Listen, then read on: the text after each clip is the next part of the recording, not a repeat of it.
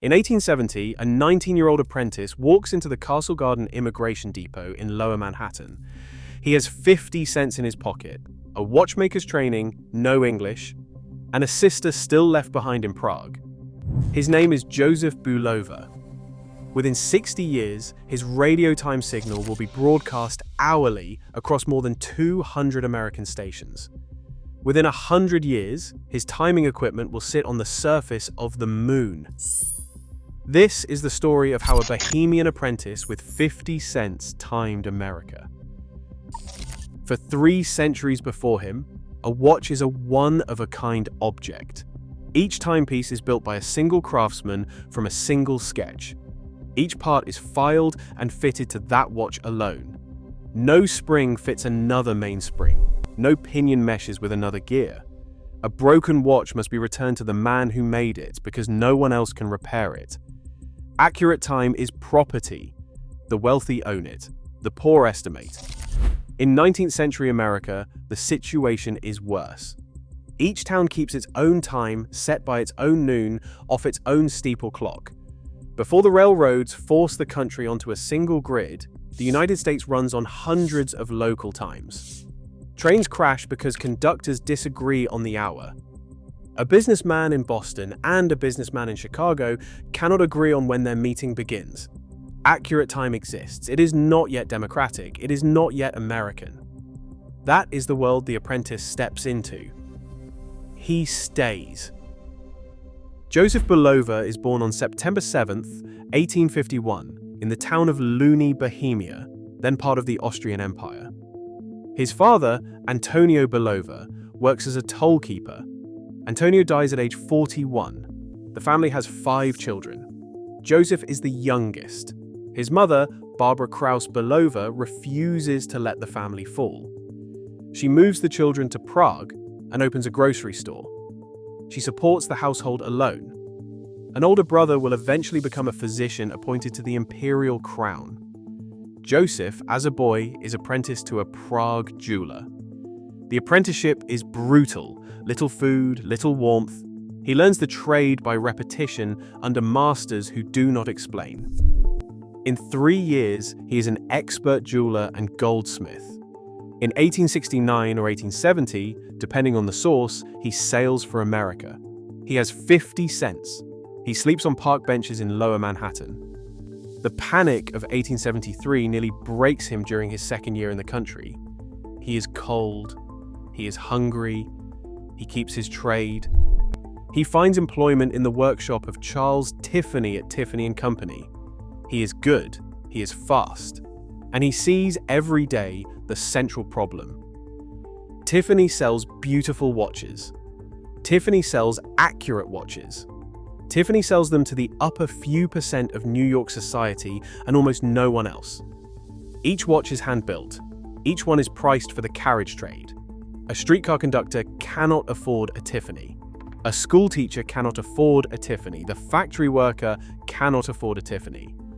They live their lives without ever owning the time on their own wrist. Joseph Bulova decides this is the problem he will solve. Accurate time is not a luxury good. It is a tool. A tool belongs in the hand of the worker who needs it. In 1875, at the age of 23, he leaves Tiffany and opens a small jewelry and watch repair shop on Maiden Lane in Lower Manhattan, in the heart of the city's jewelry district. He calls it J. Bulova. He sells rings and pins. He repairs clocks. He sells the occasional pocket watch. He builds a reputation among customers who could not have afforded to walk through the door at Tiffany. He marries Bertha Eisner, a Bohemian immigrant herself, in Manhattan in January 1884. They will have a large family, 5 daughters, and a son named Adolf, who will go by ARDE. On October 17th, 1884, Joseph becomes a citizen of the United States. He never returns to Bohemia. For more than 30 years, the Maiden Lane shop sells jewelry and repairs clocks. In 1907, the Bulova name appears on a watch for the first time. On June 7, 1911, the business is incorporated as the J. Bulova Company. The capital stands at $50,000. Joseph is president. His son Ade, 23 years old, is vice president and treasurer. The company begins manufacturing boudoir clocks, table clocks, and high-quality pocket watches. They sell in unprecedented numbers. In 1912, Joseph Bulova did something no American watchmaker had done before. He opened a factory in the town of Bienne, also called Biel, in Switzerland, dedicated entirely to the production of watch components and their assembly into fully jeweled movements. The watches were cased and timed in the United States. He borrowed the logic of Henry Ford and applied it to the wrist. The era of one watch, one craftsman was over inside his factory walls. The First World War changed the wrist. Soldiers in the trenches strapped their pocket watches to leather bands so they could read the time while their hands held a rifle. The wristwatch crossed from women's accessory to men's tool.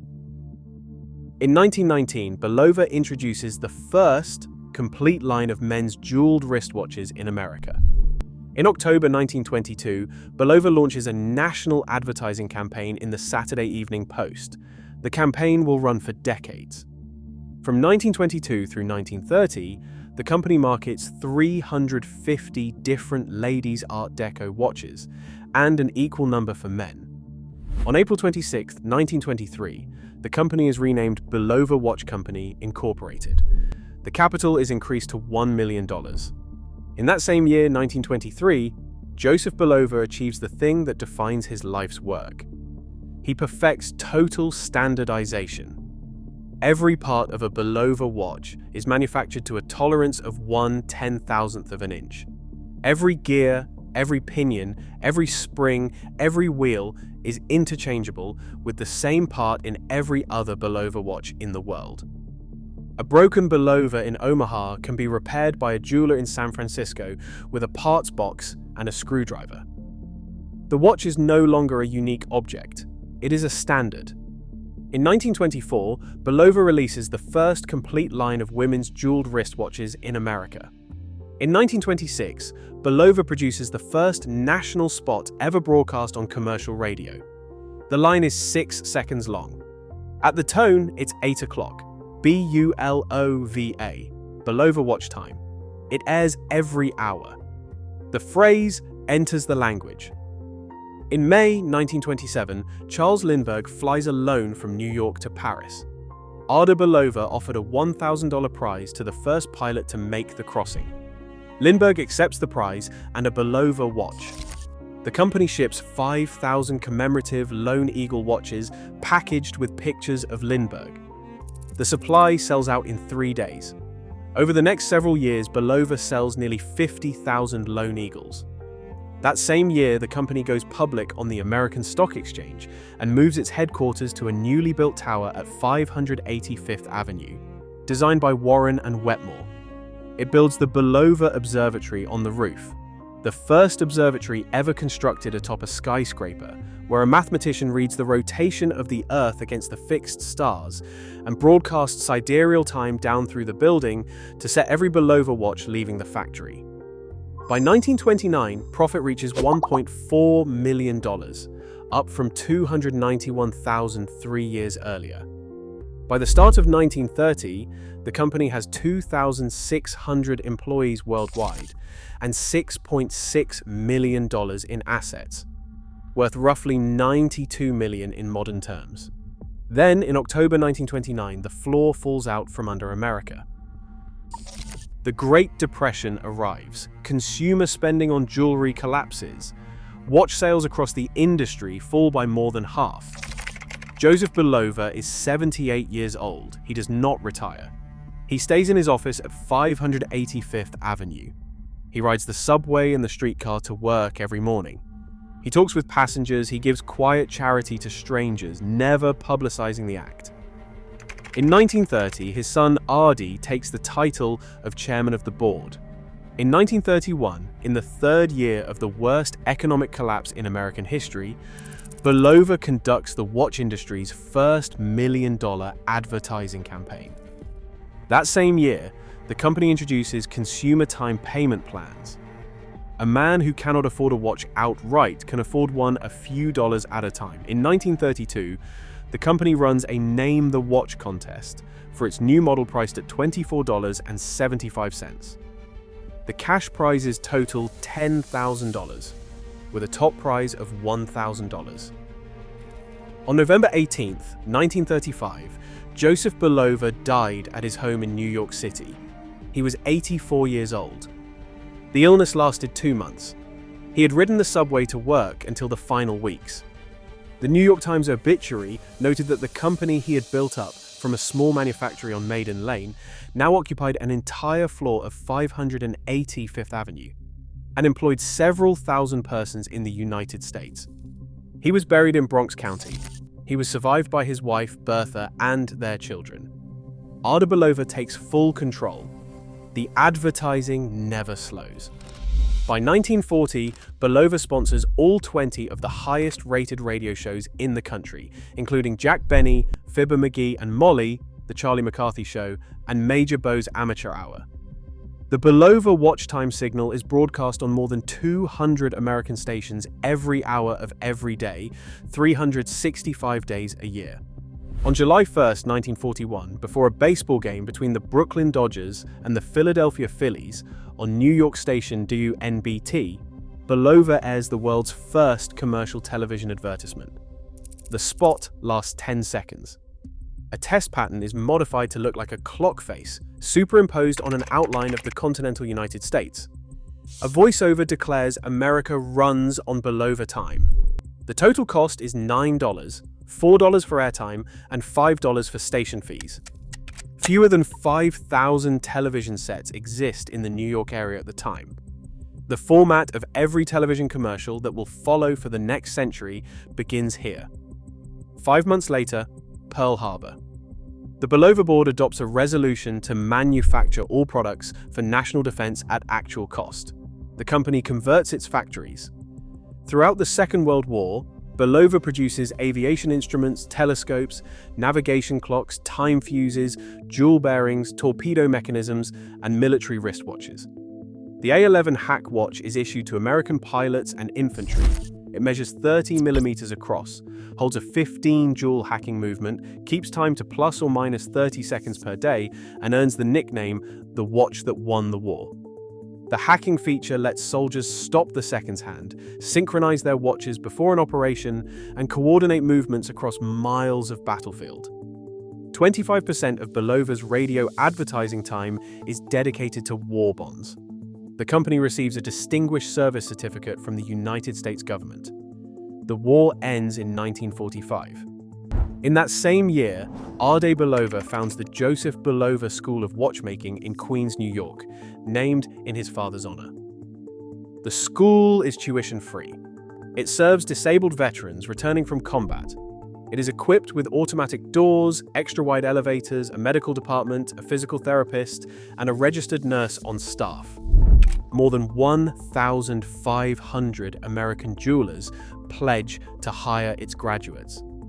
Ada Bulova, asked his motivation, says only that he wished to repay, in some small measure, the sacrifice and service of returning disabled veterans. In 1950, Ada Bulova establishes the Bulova Research and Development Laboratory in Valley Stream, New York. In that same year, he hires a Swiss engineer named Max Hetzel. Max Hetzel is born in Basel, Switzerland, in 1921. He graduates from the Eidgenössische Technische Hochschule in Zurich in 1945, with a master's degree in electronics. His diploma work receives the university's silver medal. He spends several years on telecommunications and physics research, and in 1950 he joins Bulova at its Bienne plant. In 1952, Ada Bulova asks him a single question. Do the new electric wristwatches that Hamilton and others are bringing to market offer real precision gains over a mechanical movement? Hetzel investigates. His report is honest.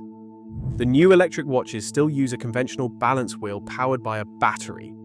They run longer between windings, but they keep no better time. A balance wheel cannot vibrate fast enough to break the precision barrier. The future, Hetzel writes, will belong to a watch whose timekeeping element is not mechanical at all. He proposes a wristwatch with no balance wheel. The regulator will be a miniature tuning fork vibrating at hundreds of cycles per second, driven by an electronic transistor circuit and powered by a battery. Tuning forks have been used in large clocks since 1856. They have never been miniaturized into a wristwatch. On June 19, 1953, the patent is filed in Switzerland under number 312290. Hetzel receives the first low-current transistors, the Raytheon CK722, shipped from the United States. He builds the first working prototype by hand. The tuning fork is 5 centimeters long. He builds 7 more prototypes. The fork is shrunk. The circuit is refined. In 1959, an American engineer named William O. Bennett, working in Bulova's New York laboratory, completes the production engineering of the movement. The caliber is designated 214. Max Hetzel moves to Jackson Heights, New York, and takes the title of chief physicist at Bulova headquarters. On October 10, 1960, the president of Bulova Watch Company, General Omar Bradley, former chief of staff of the United States Army and a 5-star general of the Second World War, announces the Accutron to the press. The name is a contraction of accuracy and electronic. Caliber 214 contains 27 parts. Only 12 of them move. A self-winding mechanical wristwatch of the same era contains roughly 136 parts, 26 of them moving. The Accutron tuning fork vibrates 360 times per second.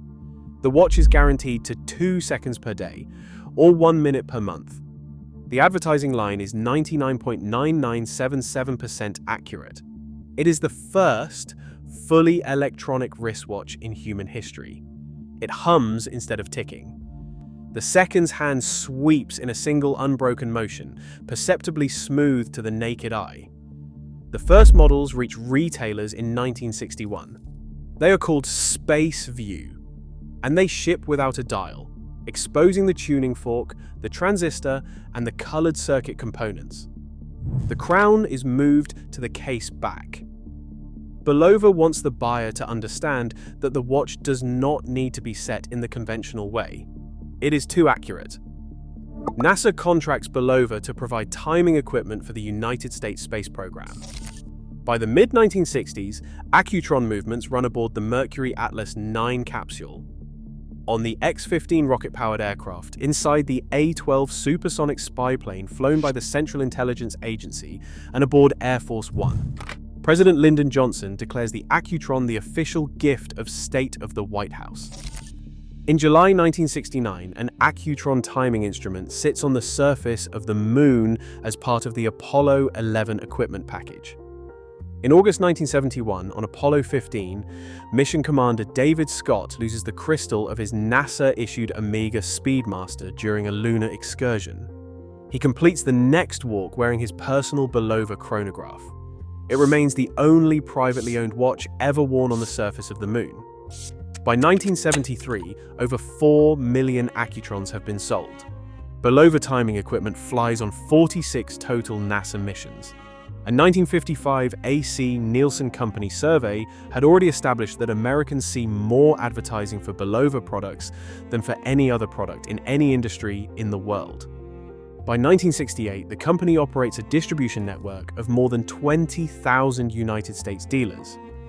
The Caravelle, Bulova's lower-priced jeweled line introduced in 1962, becomes the largest-selling jeweled movement watch in the United States. The 50-cent Immigrant's idea has been realized. Precision time, once reserved for naval observatories and royal courts, is sold at the local department store and worn on the wrist of an American factory worker. The same time, the same accuracy, broadcast to a continent.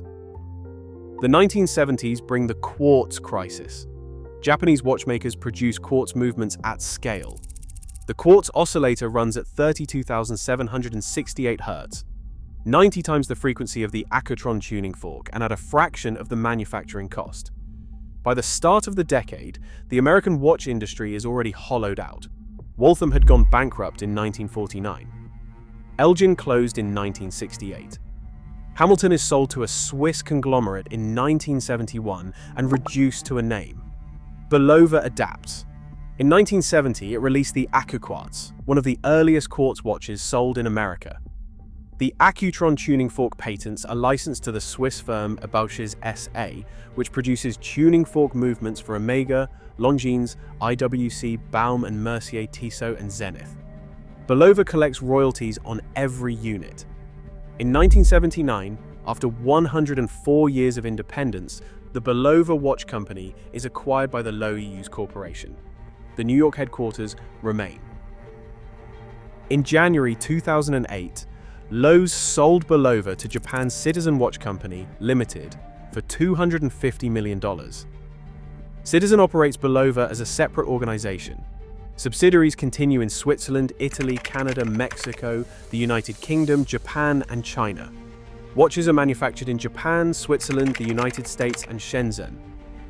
In 2020, 60 years after the original Caliber 214, the Accutron line is separated from Bulova and relaunched as a standalone brand.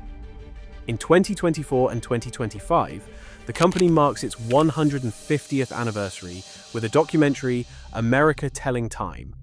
Screened at the Paley Center for Media in Midtown Manhattan, blocks from the Maiden Lane corner where the 50-cent immigrant once leased his first shop. Joseph Bulova died on November 18, 1935. He was 84 years old. He had been ill for 2 months. He had ridden the subway to work until close to the end. He is buried in Bronx County, New York. Bertha survives him by 8 years. The Joseph Bulova School of Watchmaking trained an entire generation of American watchmakers, served as a founding institution of wheelchair sports in the United States, and operated until it closed in 1993. The Veterans Watchmaker Initiative, founded in 2017 with Bulova as a founding sponsor, now carries that work forward, tuition-free. The idea was not complicated. It did not require genius. It required someone unwilling to accept that accurate time was a privilege of the few. For 3 centuries before him, a watch was a unique object owned by the wealthy and repaired only by its maker. After him, a working American could walk into a department store, pay on installments, and own a watch standardized to 1/10,000th of an inch, regulated to within 2 seconds a day, and synchronized to a radio time signal broadcast hourly across the continent. The same time, the same accuracy for everyone. He arrived in 1870 with 50 cents in his pocket. By the time he died 65 years later, his time signal was broadcast hourly on more than 200 American radio stations. His factory in Bienne pioneered the mass production of jeweled movements. His observatory atop a Fifth Avenue tower broadcast sidereal time across New York, and the phrase, "America runs on Bulova time," had passed from advertising slogan to verified fact. A Bohemian apprentice with 50 cents and a watchmaker's training timed America.